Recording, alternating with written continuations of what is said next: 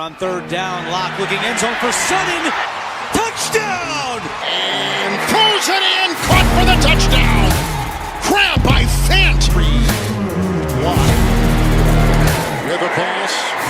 Hamilton again. Back keeps it rolling right, throwing, wide open touchdown! From Missouri, number 3, Karud.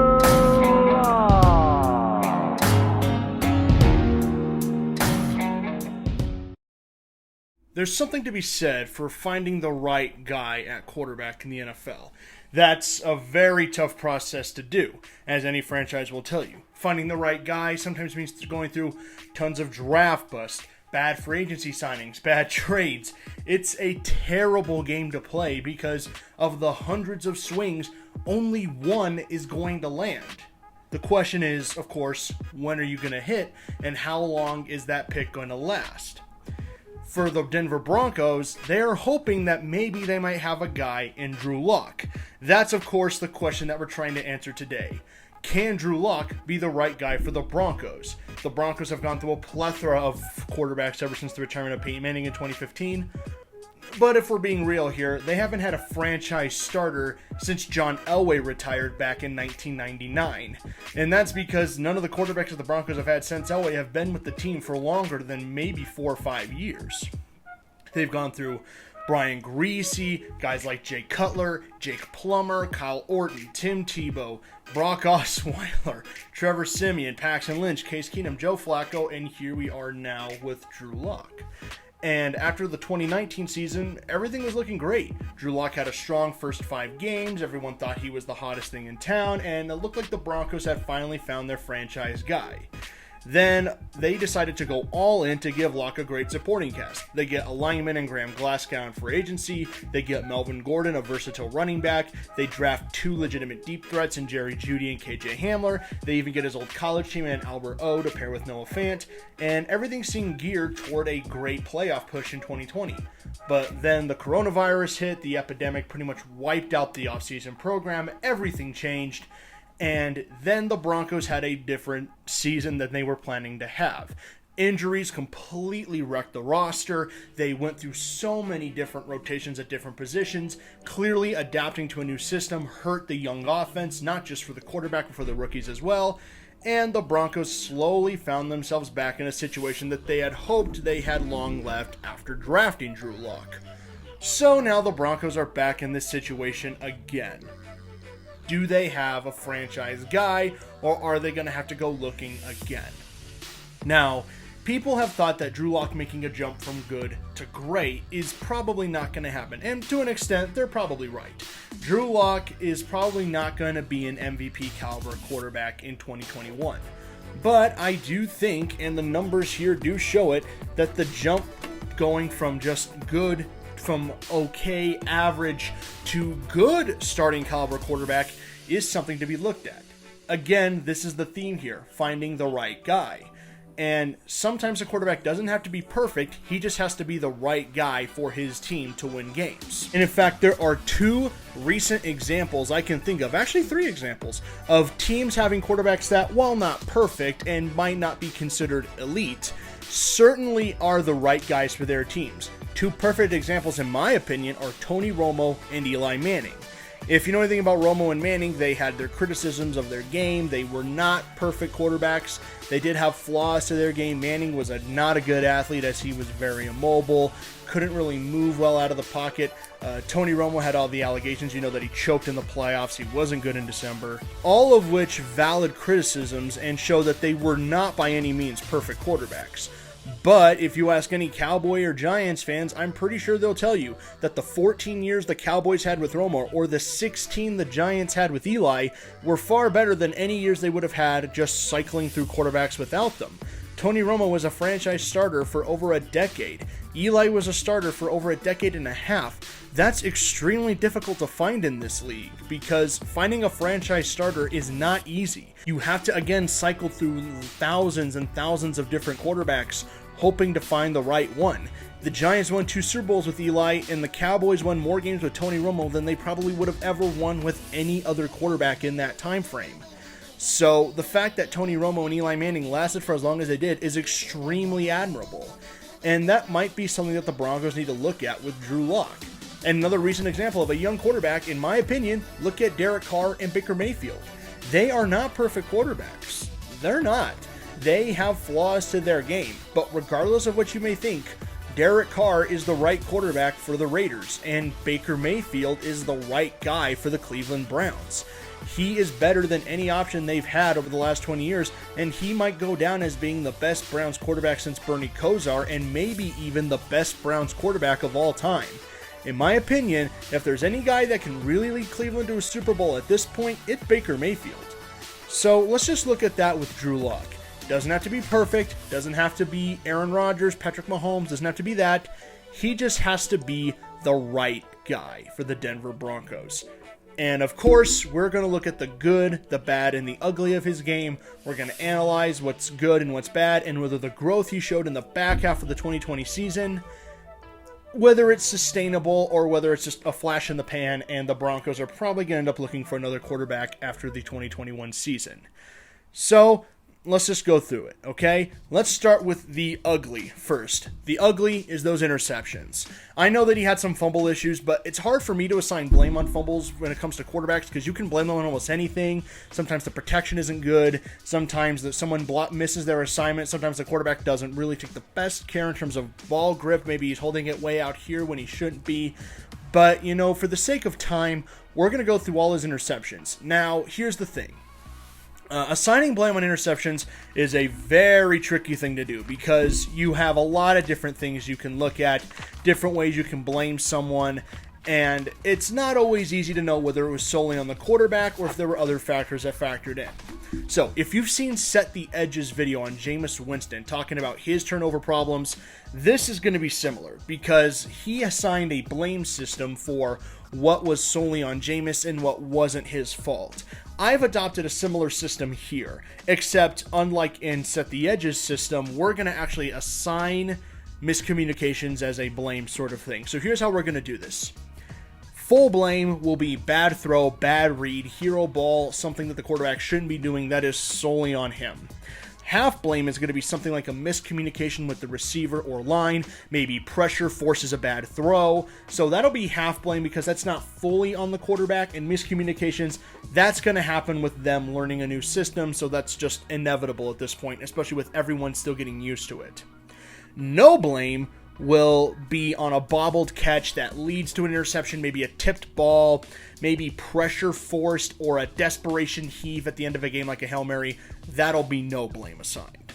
So, now that we have our system in place and we know what we're going to blame and who we're not going to blame, I'm not actually going to narrate over these because for the sake of time, I want to keep this video somewhat watchable. So we're just going to go through these rapid fire through the clips I'm going to show here, and I'm just going to put a little graphic showing what is blame, what is not blame. You can feel free to disagree. So anyways, now let's just go through these interceptions.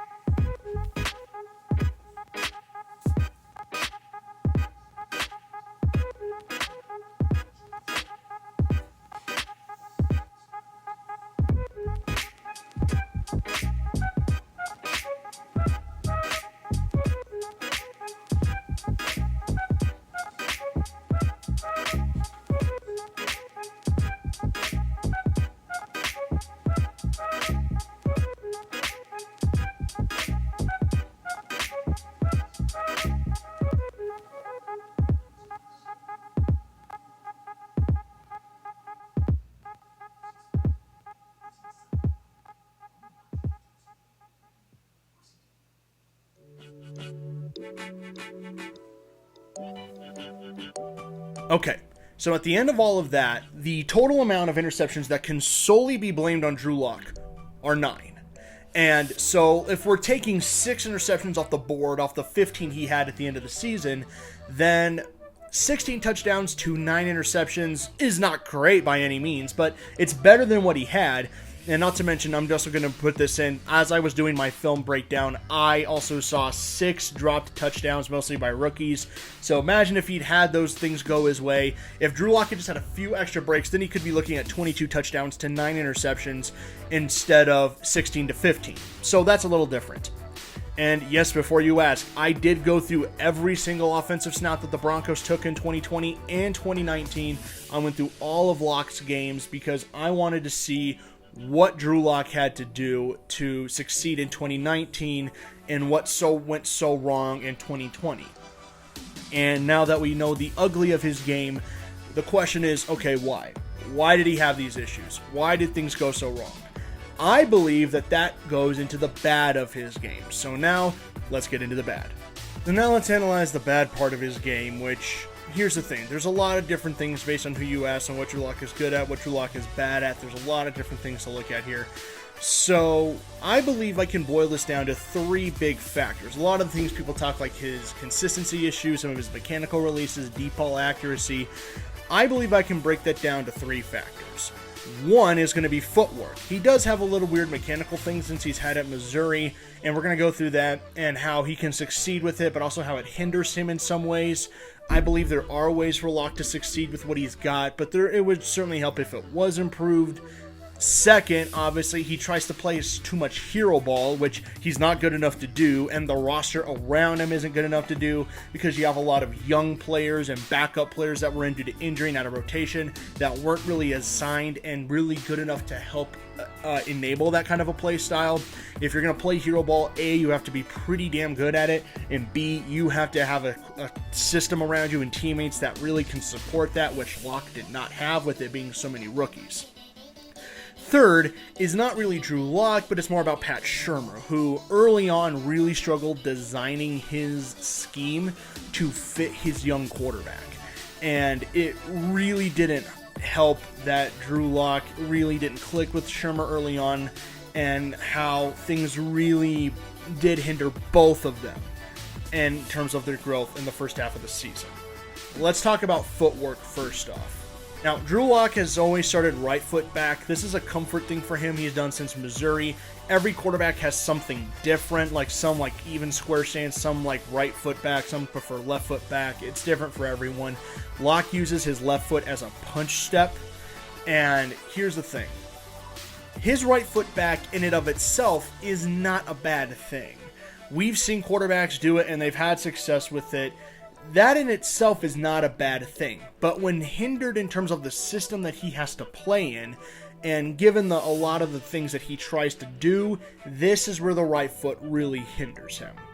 How this type of footwork hurts Drew Lock is that he will finish his drops slower than he probably should, particularly on deep routes where he needs to finish his drop at a certain time, and that hurts his deep ball accuracy. He ends up with that right foot back. It turns out that he's not able to finish his drop just when he needs to. In fact, he'll end up finishing his drop slower than he probably should, which means that the seconds are going to hurt, which means the timing will be off, he won't be in sync with his routes, and at the end of the day, it'll all end up hurting him long term. So the left foot back, while not absolutely necessary, he will need it if he wants to improve deep ball accuracy, especially with the arm talent and with the offensive demand from him going forward. The reason why footwork is so important is because your drop depth is supposed to be in sync and in time with your routes. So if you're running a 3-step drop, a 5-step drop, a 7-step drop, if you're running out of play action, by the time you're finished with your drop, you should be making that first read. And so when Lock uses a right foot back, he's finishing his drop a lot quicker than he should, and it's hindering him, as I just showed you. And sometimes it also hurts him from stepping up in the pocket to make a throw better. It helps, prevents him, but it does help him improvise. That's one of the positives, helps him improvise and bail out easier so he can extend the play, which is a huge part of his game. Now, thankfully, mechanically speaking, Locke is pretty solid, so at least we have a good mechanical base to work on, which is encouraging. Look here, see? His hips are fully rotated toward the target. We're going to go back a little bit. Hips are fully rotated toward the target. His base is not too wide. Thankfully, he's not pigeon-toeing. He has a solid base, not too narrow. His release point is high where it needs to be. He's not pigeon-toeing, and it leads to a pretty accurate throw. So at the very least, we know we're dealing with, mechanically wise, a solid quarterback. So at least there's no retooling of major mechanics we have to worry about here. So that's at least one good positive to start with. But the left foot back thing would certainly help him, and I know we've seen the stuff in camp of him using more of the Peyton Manning style. That would actually help him because it would enable him to finish his drop a lot faster. When he's in the 3 to 5 step game, it would enable him to finish his 5 to 7 step drops a little slower, which will actually help him because it'll buy more time for the receivers to finally hit their routes and he can make the reads and make the throws. And there are times where the play design really didn't help that situation, but I'll get to that later. And I noticed that Locke is very efficient in the 3 to 5 step game or one skip where they're using RPOs, they're getting the ball out quick. If he does do left foot back or that square Manning style stance, which again, I know we've seen footage of that in camp, that would actually help him be even more efficient in those areas because, I mean, he's already pretty efficient in those areas, but now he'd be even more efficient because he's finishing quicker, he's getting the throw out better, but that doesn't bother me because he has a lot of good stuff from the right foot back that he can use and it's been effective for him. So it's not like all hope is lost, though left foot back would just make things easier for him. A great example the Broncos can look at that and how this can improve, ironically, is with Josh Allen from Buffalo. And yes, I know some people are tired of hearing the Josh Allen comparisons, especially when it comes to Drew Lock, but they are important and they do matter here because the play styles are so similar. Look at this play against the Chargers and Josh Allen's first ever start of his rookie season.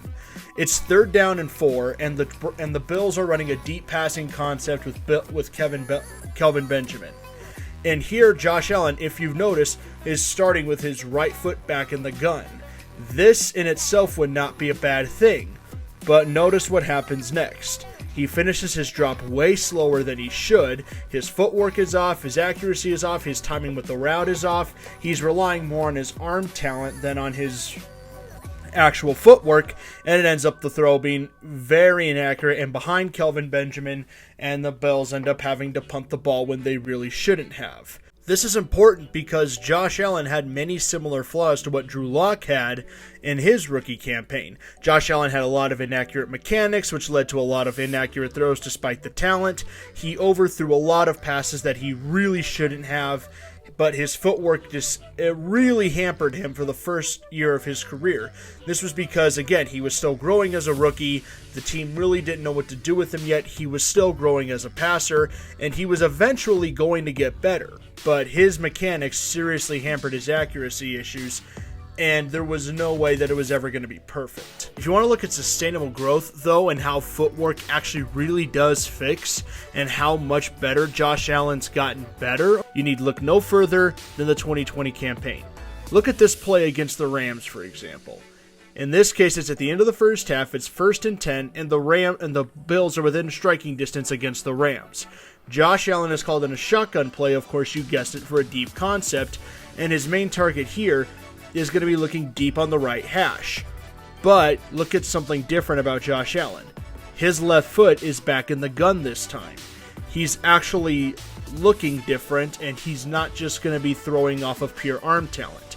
Notice how his drop depth is different, his timing is much better, and his accuracy is much improved, especially to a receiver like Cole Beasley. Again, just look at the timing in his left foot. With his left foot back, he'll be able to finish his drop depth a lot faster than he usually would, and his accuracy is much improved, his timing is much better, and, of course, the results are actually showing it. It's a wonder of how much just another year or two learning and growing can fix that footwork. One thing I can promise you, rookie Josh Allen doesn't make this throw.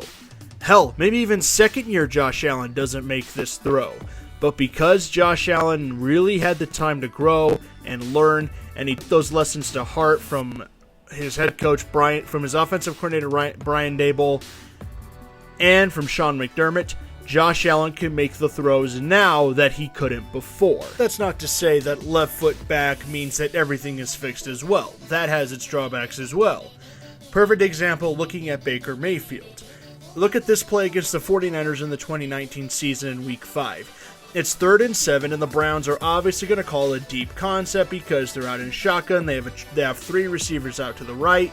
It's clear that they're trying to keep Baker out of harm's way, and they want him to throw deep. Notice how Baker has that left foot back in the gun. But if you've watched Brett Kollmann's video, then you'll know this about Baker Mayfield, and if not, I'll link that in the description below. The Ballad of Baker Mayfield, as it's now known. If you know anything about that video, you'll notice one thing. Baker Mayfield's drop depth is, of course, deeper than most quarterbacks, especially because he has that punch step. So now that he's deeper in the pocket, the rush angles for defenders are much easier to win on. Notice that the interior of the pocket is collapsing, which of course frustrates Baker because he does not like tight pockets, but notice the angles of the rushers off the edge. They are much easier for them to win on. So for D Ford and for Joey Bosa and for Nick Bosa, this is an incredibly easy angle to win on, as opposed to had they just called a 3-step drop for Baker or a 1 skip with an RPO. They called a deep passing concept. Of course, it doesn't work. It blows up in their face, and it results in Baker Mayfield getting sacked. This, unfortunately for Mayfield, happened a lot in 2019, where the offensive line could not protect Baker, but they did not adjust for that. They simply left him out there to get hit because of his deep drop, and it resulted in a staggering amount of sacks. If Locke, and we go into a game time situation and he reverts back to a right foot back in the gun, that's actually a way that Broncos can succeed with Drew Lock. They would prefer that he goes left foot back or square stance, but if he goes right foot back, there is a way to succeed, and there's an easy blueprint to look at it, and you need look no further than Tom Brady and the New England Patriots. But there is a way to win with Locke using his right foot back, and a perfect way to look at it is footwork from Tom Brady. Notice this shotgun play against the Bears back in 2018. Notice something about Tom Brady's mechanics. His right foot is back in the gun, but what's something that he does very well? RPOs and quick passes. That's what the Patriots offense was designed to do. They didn't want Brady taking a lot of hits. So yeah, he stuck with his right foot back in the gun, but that's because they knew it was going to get the ball out quick. He finished his drop a lot quicker, he'd get the ball out faster, and it would lead to a lot of successful plays for Tom Brady. And the Patriots designed their offense around quick intermediate passes. They did not want Tom getting hit that much. There's a reason Tom wasn't a bombs away type QB. He often preferred those short, quick passes that kept the pass rush off, that kept blitzes honest, that didn't let the pocket collapse on him. He'd get the ball out quick, which made him incredibly tough to sack, and it proved dividends for him. But even an all-time great like Tom Brady struggled to adjust to a more deep passing offense in his first year with the Buccaneers. Look at this play early on in the 2020 season against the Saints. Tom Brady isn't going right foot back as he usually does. In fact, he's more of a kind of a square stance here. But he still keeps his usual mechanical tendencies. Watch what happens. He still finishes his drop faster than he usually should, means the ball is way off, his timing is off, and the accuracy is bad, leading to an interception. This is simply Tom Brady having to get used to a deep passing vertical offense, which Bruce Arians runs, which unfortunately he's not used to yet. Again, he finishes his drop way faster than he probably should. He may need an extra second or two, but he finishes it faster, which means his timing is off, which means the accuracy is bad, and it leads to an interception. This is simply put growing pains in a new system. We saw it so many times where he would do the quick step game and they just couldn't get to him, then eventually he'd open up and go deep. That is the way the Broncos can succeed with Drew Lock sticking with the right foot back. Emphasize short to intermediate throws. Use RPOs. Use quick slants. Use some little quick play action boots. Use tight end screens. Get Lock in a rhythm. Let the offense flow. Heavily use that run game. Use some counters. Use some trap games. Use some sweeps. keep the defense on their toes, pound it down the middle with a guy like Javonte Williams, who's very good at it. You can keep running those outside zones, of course, but keep using those short intermediate passes. That way you keep the pass rush honest, because when Drew Lock has to do a 3 to 5 step drop in the shotgun, again, as I just showed you with Baker Mayfield, thankfully Shurmur doesn't try to open him up so that the rush angles are better, so that Lock gets sacked easier, and it also keeps him away from some interior pressure, so at least Shurmur does that. But if you're going to run that type of a shotgun system and you want him to throw deep out of that, which is very difficult to do, he needs a lot of time in the pocket for the play to develop. So if you use those short intermediate passing plays, then it'll buy Drew time to sit in the pocket and make his reads. He can throw it deep. He won't be pressured. They'll rarely bring a blitz because they'll be so afraid to get burned on a quick route. So, thankfully, there is a way to succeed if the right foot back continues to be a thing. The footwork can be fixed, and if it is, then fantastic. If it's right foot back, then there's an easy blueprint to succeed. They have shown it against Carolina and even against Kansas City that they're willing to do that with Lock, and especially against Vegas in Week 17, the final game of the season. They've shown the ability to adapt to Drew Lock's strengths and let him throw with the right foot back in the system. It's an easy method to use. The second part of his game that's not as good, and this is a pretty easy thing to explain, is he tries to play too much hero ball at times, which doesn't really need to happen. He really doesn't need to do some of the things he does because this system is not yet built for it, nor is the team around him equipped to help him with that yet. If he had more veteran receivers, or if he was 2-3 years into the system, I'd understand it because he certainly has the talent, the athleticism, and the arm talent to pull off hero ball. But he doesn't have the receiving core around him to help. This is where having a guy like Courtland Sutton really did hinder them, because you have guys like Jerry Jeudy, who's a fantastic route runner and can create separation. You have KJ Hamler, who's a fantastic speedster, and he can take advantage of the one-on-ones, especially in the slot. And you have a guy like Tim Patrick, who can kind of do a little bit of everything, though he's not great at it. You need a big physical wide receiver like Courtland Sutton, who can catch in a tight frame and as well as wide open. This is where you need a do-it-all receiver, which Courtland Sutton is, and they really missed him last year. Now, to be fair, I do think that they're going to get better. The Broncos have the receiving core to be something special, and they have a good variety of everything. Like I said, they have a great route runner in Jerry Jeudy that can create separation. They have a speedster and Hamler that can get open quick. They have two fantastic physical freak tight ends that know how to catch contested balls and use their speed in tight end screens and beat linebackers over the middle.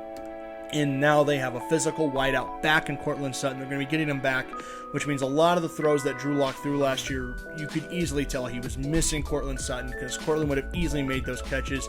Not to mention the Broncos receivers were bad in scramble, drill, and contested catches last year. They weren't good enough at it. Not to mention Drew Lock's chemistry was off with them. Obviously, them being rookies, they didn't really have an off season where they really could have used that chemistry, which is where OTAs are needed, so you can build a bit of a connection. You can kind of get a sense of what your receivers are good at. You know if they're good at contested balls. You know if they're good in open space. You know their tendencies. You know how to cater to their strengths. This was all learning on the fly. And thankfully, they did get better as the year went along, but the hero ball just needs to stop. Truth be told, there are plenty of clips I could use to show Lock playing hero ball and how it really hurts, but this one honestly might just be the most egregious example I can think of. It's 2nd and 7, Lock has just completed a deep pass to Noah Fant, and they just ran up the middle with Melvin Gordon. 2nd and 7, you're in Kansas City territory. This is a crucial drive, because if you can manage to score on the first drive in Arrowhead, you really have a chance to get an early commanding lead in this game, which is crucial on the road, especially playing a team like the Chiefs. Lock here is called a shotgun play, and they're calling a deep concept here, where you have the wide receivers going out on some deep post routes, and you have a really good deep post here with Troy Fumagalli. And you have a check down here with Nick Vannett. Now, Lock does a good job escaping the pocket, moving up, avoiding pressure. Look at all of the options he has here. In particular, look at Nick Vannett, who's literally sitting right there in an easy dump pass that could probably lead to a first down if you look at the marker. But Lock is trying to be a hero. He ends up throwing a terrible pass to Troy Fumagalli, which ends up being intercepted by the Honey Badger. If you're going to throw a jump ball of all people, don't throw it to Troy Fumagalli, throw it to Noah Fant. Look at all of the options here. Again, Locke does a good job of avoiding pressure. Look, he's right there. He's staring you in the face. Locke, just please, I am begging you, throw it to Nick Van Nett. But instead, he tries to be a hero, and it results in a pick. You cannot make plays like this, especially as a quarterback who's still growing. You have to know when to just eat it. Either take the sack, take the check down, run it and get a first down because he has so much open room. Just don't play hero ball, especially against one of the best safeties in the league. I'm sure Locke will get better at it as time goes along, and I'm pretty sure that he can get better at it, and maybe at one point he can pull off these incredible throws. He's just not there yet. There are times where he just needs to check it down and just throw it away, or take the sack even, live to fight another down.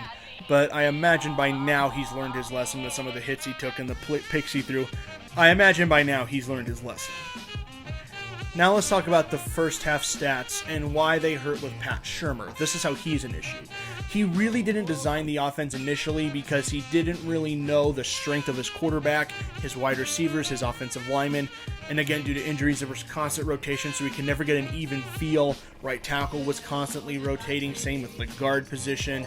Cushenberry struggled sometimes with picking up middle blitzes. A lot of fire up the middle blitzes really beat Cushenberry, and it hurt Locke, and it hurt Jerry Jeudy. It hurt the running game especially. So this is what we got from the first half. Now, these numbers are not going to be perfect.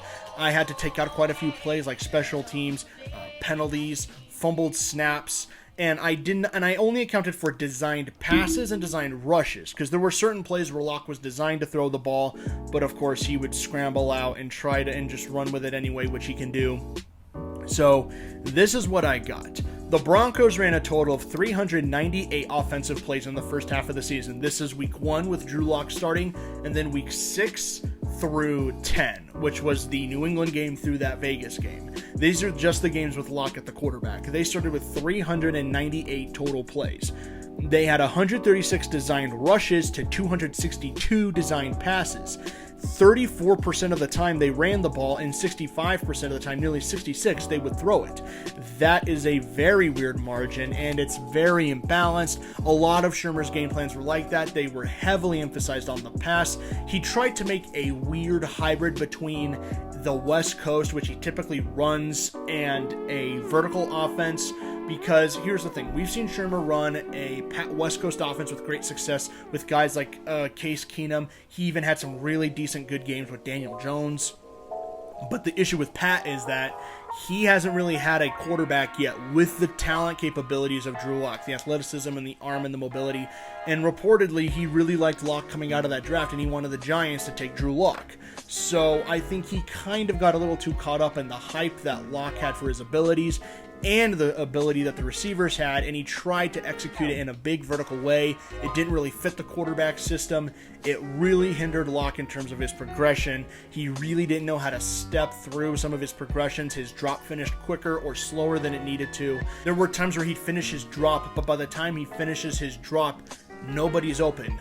Look at this play against the Chargers in Week 8. Locke finishes a 3-step drop, which is what it's designed to do out of shotgun so that he doesn't get blitzed by edge rushers and the middle pressure doesn't hurt him yet. But look, neither of the receivers are finished running the routes. The only one open is Deshaun Hamilton, but he's not the initial read. He is the third or the fourth one, but he's the check down. Now, naturally, a check down is going to come open earlier, and the check down's supposed to kind of be open first, but since it's a 3rd and 8, it's supposed to be a deeper passing concept. But look, and it's not like it's an anticipatory throw here because the receivers aren't even looking for the ball. They're still going through their main part of the route. They haven't finished yet, but Locke has finished, and so naturally he sidesteps, he waits too long, and he ends up getting sacked. This is where bad play design comes in. You have to make sure that Drew Lock is taking at least a 5-step drop here, so that's an extra second or two, which means the receivers can at least hit that breaking point on their routes, and Lock can make the read and throw it. By the time he's hit his progression, he's hitting his first read like he should, but the timing is off because his drop finishes too quick, because out of shotgun, you can only really do 3 to 5 step drops. 7-step drops usually result in your quarterback getting getting sacked, which you don't want to do. This needs to be a better design, and it has to be on Pat Shurmur to design those plays. So if you're doing 3 to 5 step drops, you're not really running more than 20-yard pass routes so that Locke can get the ball out quick. Because if you're trying to run something deeper out of 3-step drop, it's simply not going to happen. You need that under center, or you need a crazy amount of time to throw the ball, as I just showed you with Tom Brady and as I went over in the footwork section. Now, of those passes, of the designed throws, Drew Lock actually threw the ball 245 times. He actually did throw the ball. That's 17 runs that he actually would run out of a designed pass. And of the 245 passes he threw, he had 130 completions, 49.6 completion percentage, which is just terrible, 7 touchdowns, 10 interceptions. Numbers aren't good. Now, look at the plays they designed. Of the 245 passes they called 202 plays out of shotgun, which was 82.5% of the time, which is, again, not very good. Of under center, they would only call those plays 16.3% of the time, and then 1.2% of the time they would call something out of pistol, which, again, is not very good, not very diversified. 3-step passing plays ended up being 62% of the time. They called 16.7% of the time. They would call a 5-step play. For 7-step, they only called 3.7. And then they would call 16.3% of the time for play action passing. And Locke's completion percentage was best, of course, in the gun. Of the 130 completions he threw, Locke completed 82.3% of the completions out of shotgun for 6 touchdowns. So that's obvious. He only threw 1 touchdown from under center, and he completed about 16.2% of his throws out of that with 21 completions. So it's clear that Locke has a clear comfort zone, and maybe under center or play action could have worked had they run it more. They were just so content to sticking to shotgun. There were so many times where I was looking on and I would grab my head in frustration with Pat Shurmur because it felt like almost guaranteed if the Broncos were passing out of shotgun, they were going to throw the ball because they rarely ran out of shotgun. So whenever they ran play action, it worked. But big shock, Pat Shurmur, in order for play action to work, you need to have an established run game. Play action passes are not just meant to get the quarterback out of the pocket, let him roam a little bit. It's about catching the defense when they're being a little overly aggressive with the run, and it'll have a quick route designed to get something going. And when Locke hit it, it was great. It worked wonderfully. But they didn't run it enough because they didn't run the ball enough to have an established passing attack. So it's clear that Pat Shurmur needed to really assign things to his quarterback. He needed to keep things simpler. He needed to make things better. So the first half section is bad. It's very bad. But thankfully, Locke did grow. Locke did get better. And this is where we move on to the good portion. Now let's talk about some of the good in Drew Lock's game, some of the improvements he made toward the back half of the season, and why I think personally that a lot of this growth is sustainable and is a sign of legitimately him getting better. So let's start with just Drew Lock's talent, because we know he's good at that. First off, we know that he has an insane arm ability. He can make really tight throws in tight spaces, and he's extremely gifted. He knows how to extend the play with his legs. He can move out of the pocket. He doesn't have to get sacked a lot, which is a very good thing about Drew Lock. He doesn't take too many sacks. He doesn't get hit that often due to his mobility, so he thankfully can extend the play and make things just easier for the offense. Hell, when the talent's there, it's good. It's really good. We've seen Locke at times make some really accurate tight window throws that some quarterbacks cannot make in this league. These are high point throws into very tight coverage situations that, simply put, you either make it or you don't, and we've seen Locke make those throws with great precision. Take some of these deep passes, especially with Tim Patrick. These are not easy throws to make, yet due to some of the mechanics and the talent that he has, Locke can make it. And make no mistake, these are not just close your eyes and throw a prayer ball, hope the receiver catches it. A lot of these deep ball throws that we've seen Locke make require a good amount of precision and accuracy, and we've seen him really nail some of these throws that, again, are not easy throws to make. They're actually pretty damn difficult. Thankfully, we know he can do this. And that's what I'm saying. We know that it's there. It's not like there's nothing there to work with. Some of these throws are downright excellent, and they come when it's needed. We know what Locke can do in terms of talent-wise and physically. In fact, the system, in my opinion, is built for him to do those things. It's allowing him to do those things. His arm strength and his ability is immense, and if he can just implement a few things into his game, he will be so much better going forward.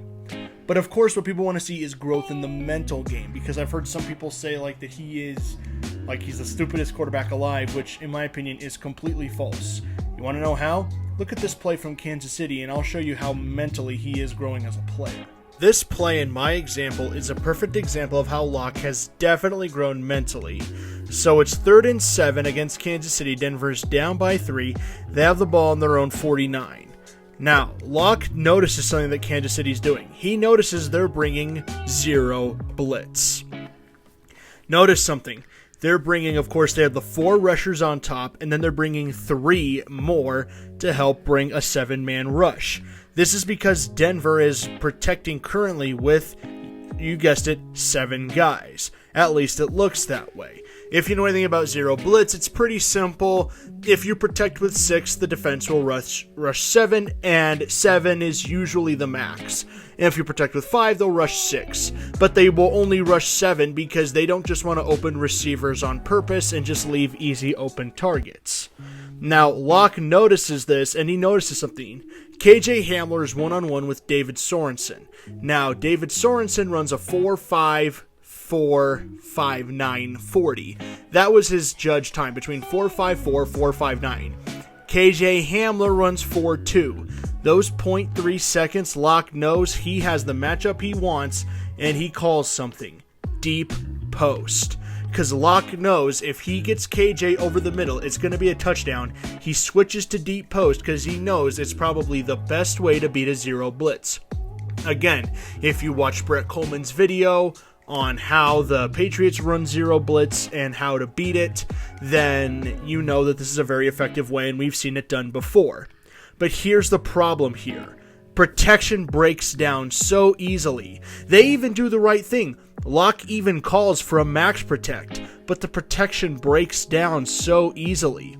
The people forget their assignments. It's also the fact of having a backup guard in Austin Schlottmann instead of the usually reliable Graham Glasgow, who would have logically known how to pick up 0 blitz. But the protection breaks down. Locke doesn't have the time, and unfortunately he can't set his feet to make this throw, which is a shame because if you look at the matchup, he has it. He has the matchup he wants, and the fact that he nearly pulls this throw off because of his arm talent is kind of amazing. But even though he's not able to fully pull it off due to the pressure breaking down, this should show how he's mentally grown as a player. He's looking, he identifies 0 blitz, and he knows what to call out to KJ Hamler. Had the protection not broken down and Austin Schlottmann not got beaten off the ball, if Locke makes this throw, which he certainly could have, this is a touchdown all the way. But it should show that Locke does know how to identify pre-snap blitzes. He sees what's coming and he adjusts to it. Simply put, he didn't get the help he needed to make it work, but it should show mentally he is growing as a player. Locke is getting better. He has definitely grown as a player. He's grown mentally because he is just now he's learning to take what comes to him, but he's also adjusting to beat defenders on the fly. We're seeing him take matchups that he wants. We're seeing him identify matchups. We're seeing him see the strengths of his core and what he knows he can do with them. It's incredible to see. In fact, I can show a perfect example of Locke making a great throw that not a lot of great NFL QBs can make. This is during the comeback against the Chargers. 3rd down and 16, ball in the 29-yard line. Let's look at the situation the Broncos are in. They're clearly in shotgun in a trip-style formation. They've got 3 receivers out to the right. Judy's going to be running a deep dig route here. The Chargers are in a good sort of quarters coverage. Their job is to not let the Broncos get to the 1st down. It's an easy way to prevent the sticks. They're only sending a 4-man rush. Now, thankfully, by the time Locke finishes his drop, he has more than enough time. Now, of course, the receivers have yet to finish their routes, so the protection here is going to be vital. Thankfully, Locke gets just enough time to release here. But this is where that crucial throw comes in. This is where he has to make the throw and he has to make it right. Now it's a little difficult to see from this angle, so let's go to the next one here. So obviously we're in the same quarters, Locke isn't great protection. Here is where the throw has to be right. Look at the throw that Jeudy is in here. It's a little blurry, so I will try to isolate it as best as I can. This has to be an on-target throw. Look at the tight window it's in. Obviously, if Locke had thrown it any earlier, then this guy here, this corner, can make a play.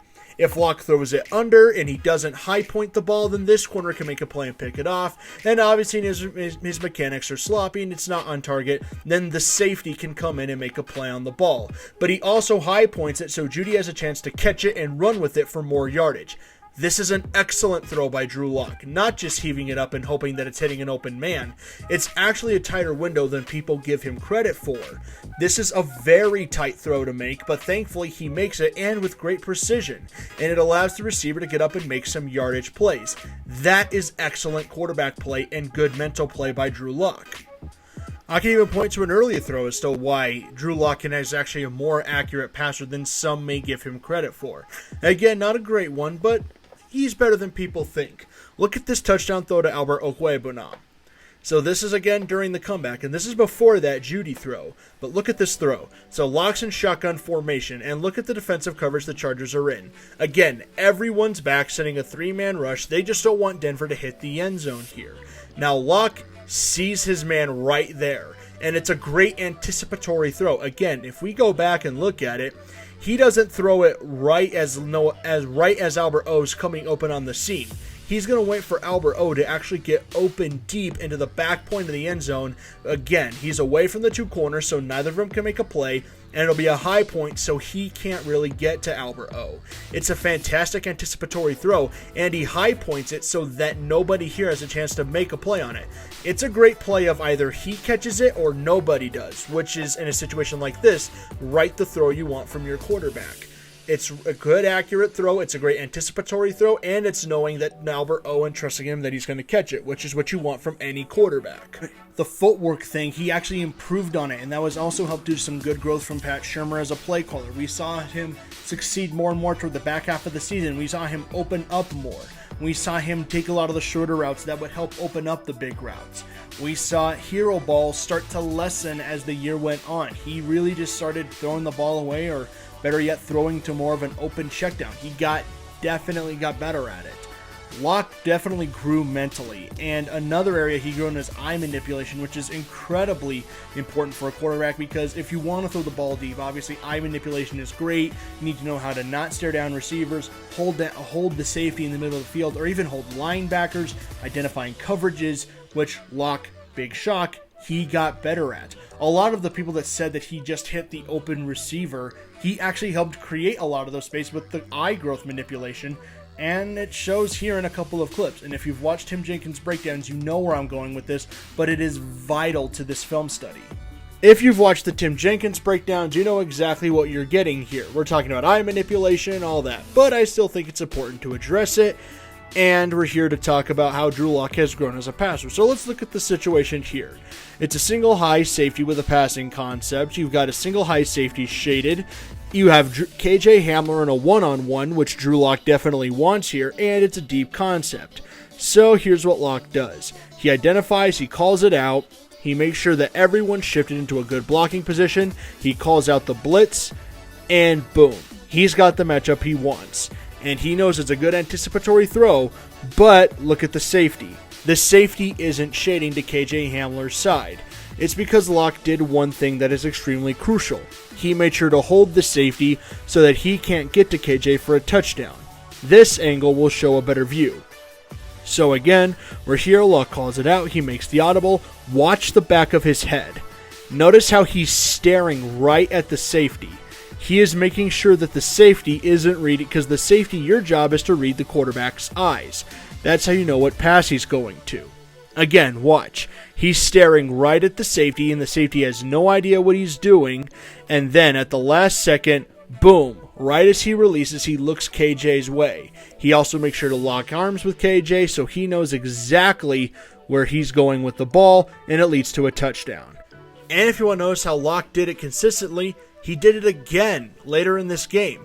We obviously know it. This is during the fourth quarter drive. But notice this time the Panthers are back into somewhat of a two-high safety coverage, but they have one guy shaded over the top because two are corners on one-on-ones. So it's still single high safety, two corners and a one-on-one, and the Panthers are showing up, they're stacking the box a little bit, but they don't bring the blitz this time. Now Locke takes his time here, and he holds the safety to make him think that he's going to Jerry Jeudy. Notice how the safety reacts to Locke in the passing lane. The safety right here in the center of the field, he thinks Locke is going to Jerry Jeudy. Because look, he breaks right toward Jerry Jeudy, and then Locke, boom. He has KJ in open space with plenty of separation. The safety isn't there, and that's exactly where he knows to deliver a pretty good deep strike. This isn't just hitting an open receiver, this is making reads open. Again, watch it from this angle. Locke takes the snap from shotgun.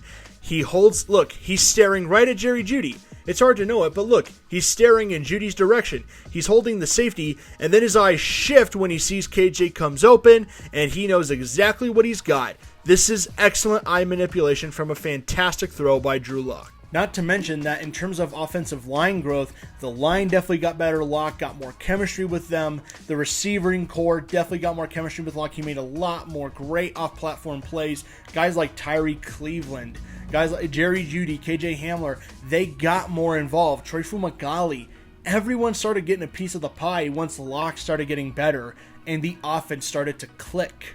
One mental aspect of the game Locke has certainly gotten better at is identifying matchups and knowing exactly who is running which route, and he knows where he's got it. Look at this play against Buffalo early on in the game. It's 3rd and 8, so Denver obviously needs a first down. Locke identifies that he's got Noah Fant in a one-on-one with linebacker Tremaine Edmonds, but he also knows Noah Fant is running an out route. So Locke knows he's got the matchup he wants. So is it first read? Technically so, but look, it's the read Locke wants, it's the matchup he wants, and he knows where to put it. He also put it at a good point so Fant can catch and run with it. This is a good read by Drew Lock in identifying where to go with the ball. He knows immediately that he's got the matchup he wants, and he knows where to go with it for Noah Fant. This is a good read and throw by Drew Lock. And to show Locke who can keep doing it, he does it again right before halftime. So it's 1st and goal, 11 seconds are left in the half. Denver trails 21-7, so obviously they're going to need a touchdown here. Locke again identifies that he's got Noah Fant one-on-one with a linebacker, but he also knows that Matt Milano can't keep pace with Noah Fant. Now it is a tight window, so Locke's got to make it count. Now obviously this is a bit of a tight window. Obviously you could argue there's a pass interference here, but that notwithstanding, look. Locke, boom, he knows he's got Noah in a matchup that nobody else is open in. He knows nobody else is really that wide open, but not only that, it's beautiful ball placement. It's a dime of a throw. He puts it where only Noah Fant can get it. This is a perfect example of finding the matchup you want and throwing the right throw at the right time and getting a touchdown out of it. This is an excellent throw by Drew Lock, and he deserves more credit because he did a fair amount of this in the back half of the season, which demonstrates some growth. He identified a lot of good matchups and made some good throws and got some good results out of it. Things started improving. He was getting the ball out faster. He was definitely learning more and more about what to read in a defense. Shurmur's offensive chemistry with Drew Lock certainly began to click. And if this continues, I don't think there's a way that this doesn't continue to the back half of the year. But look at the back half of the season. Look at the numbers here too. Again, these are the same numbers, a little bit skewed. I took out some plays and I changed a few things up, but here's what we got. The Broncos ran 403 offensive plays in the second half of the year. They ran 168 designed rushes to 235 designed passes. Again, those numbers are not perfect, but they are more balanced. I will take 58% to 41% to 34% to 66% any day. I will take those numbers any day.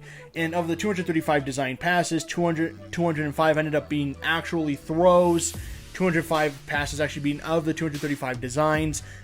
The other 30 times used either rushing or there were penalties that I had to mark out because I couldn't count them because they didn't count as actual reps. But look at some of the completions he had here. He completed 123 of those passes, which is a 60% completion percentage. That is an 11% jump which is fantastic if you consider everything involved. He had 9 touchdowns to 5 interceptions, so he certainly did get better. In fact, Shurmur, to his credit, actually helped diversify his game a little bit as time went along. In the shotgun, he called 76.6% out of the shotgun. Which was better. Then he would end up calling 23.4% of plays of under center. Pistol was pretty much struck out altogether. But of those two concepts, those are pretty damn good, seeing the growth that he took there. Lock's completion percentage out of the shotgun ended up being 75.6% of his completions, which proved he was getting, again, he was more efficient. And then, of course, you can guess, he would complete 24.4% of his passes from under center. But of the under center passes he threw, he completed 60.4% of his passes that he threw from under center in those under center formations. I know it's a little bit to digest, stick with me here. For the 3-step drop, of those passes, they called 57.5% of his plays out of a 3-step drop, proving that they knew what his comfort zone was and they were helping stick to it.